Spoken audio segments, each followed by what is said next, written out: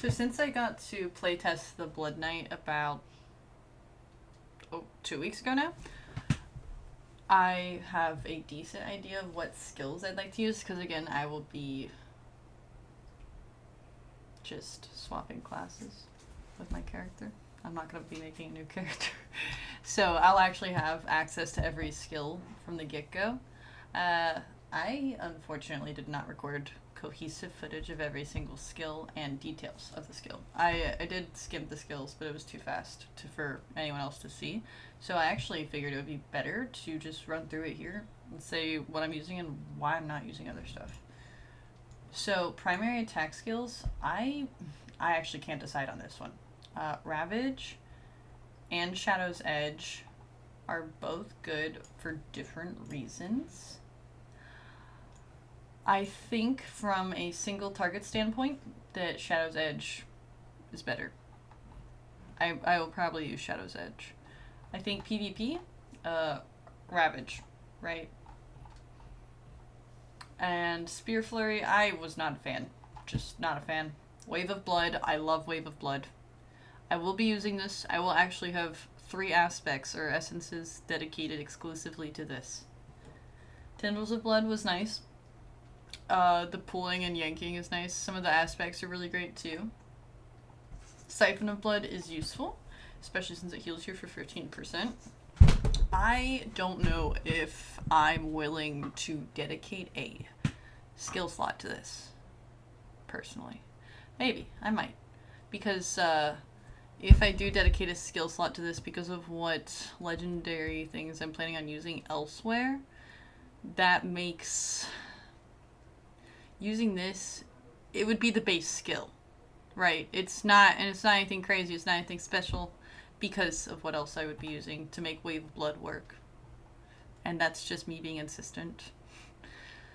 Sanguinate, super great. The movement speed is the real W here. The class feels a little slower. It is melee hybrid. So it's a little slower. It's more melee, you know? But the being able to rush forward is useful, even without using anything. It's like getting a dash. It'll be useful for escaping from PvP. It'll be like the horse for the Crusader. Umbral Lance, I believe I will be using. This is also having to do with what legendaries are available where, in order to make the most use of a buff afforded by legendaries. Umbral Lance is actually the 4th skill I decided on, outside the primary, because I'm undecided on that. Swarm of Bats is just fucking beautiful. Okay? You can get them to surround you. Speedy. I will explain. I can't show that gameplay because the animation was incomplete, but that I actually want to share. Whirling Strike is great too, because of the maximum 2 charges. I don't remember if there were any essences, but I didn't really like them. Mephitic Cloud could be of great use, because there's also, I believe, shoulders that give plus 40%, oh hello, to all of it, or anything active while it is. Buffs, I believe. I think it was buffs. Skewer is nice. It's stylish. I don't know. Why be a lancer when I could be a vampiric badass? This is also coming from personal taste. Shroud of Night is also great. Yeah, I'm just trying to make sure they didn't change the name or anything. Okay, yeah, Shroud of Night is the other one that I've considered using, but there is like a barrier, so to speak, that's available. Abomination I probably won't use. Blood Rush is useful for kind of getting where you need to go. Shattering Fists is also good. Transfusion is my final skill I'm going to use, which is part of why I'm not making a new character. I will test a new character through the plane, but I won't.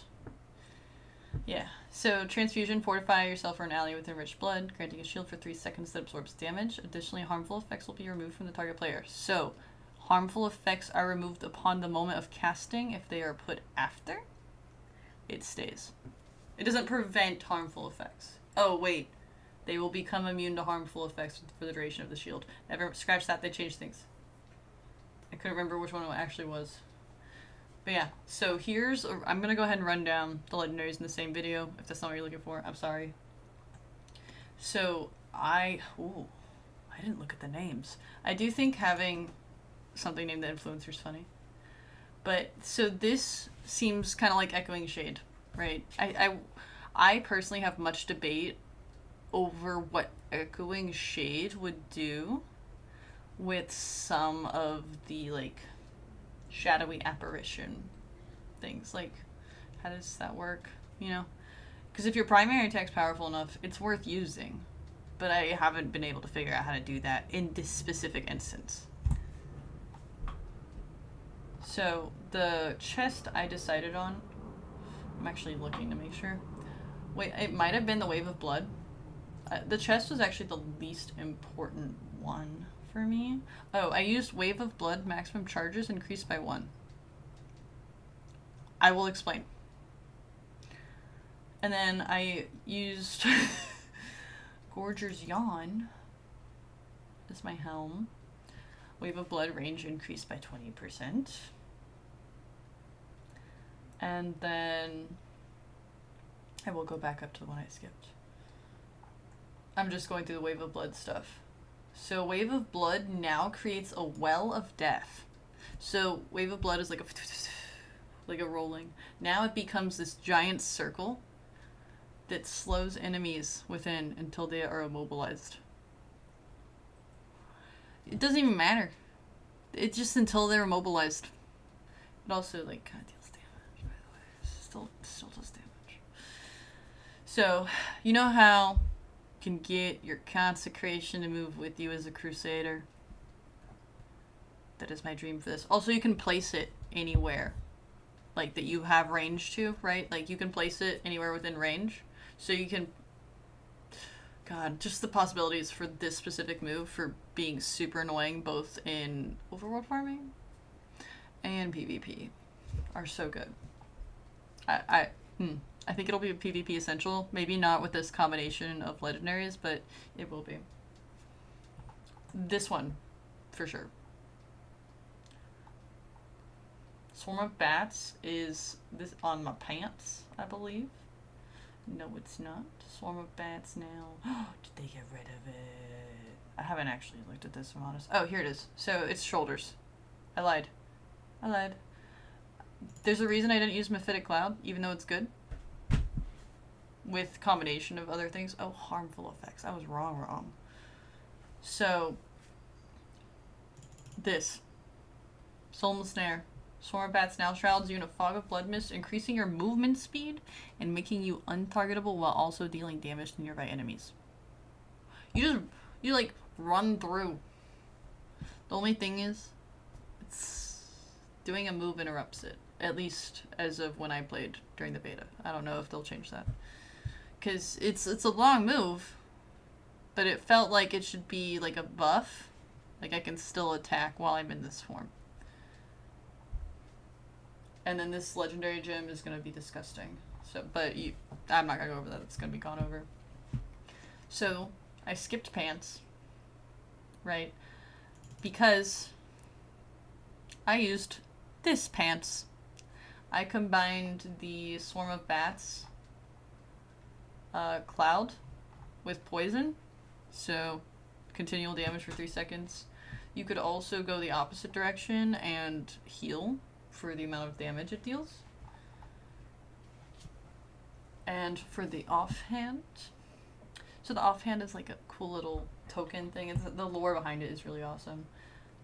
So you could do pinch point. I don't know how that would work with the Well of Death. Oh, never mind. That's actually here. Sorry, I thought it was a different piece of gear.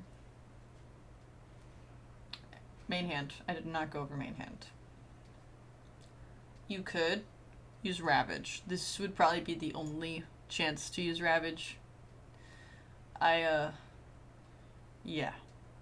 That could be worth doing. Wave of Energy. I didn't test that aspect, so I'll have to test it once it's available, or once I've gotten the drop.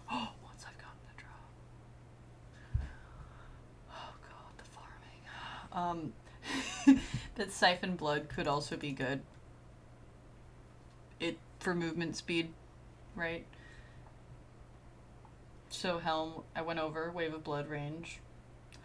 And the only one I skipped really was the chest, actually. So, no. Wave of Blood maximum charges. Yeah, no, that's everything. Sorry.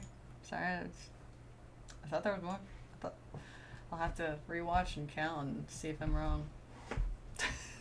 Yeah, that's based off of my like little experience, what I will be picking aspect wise once I get them.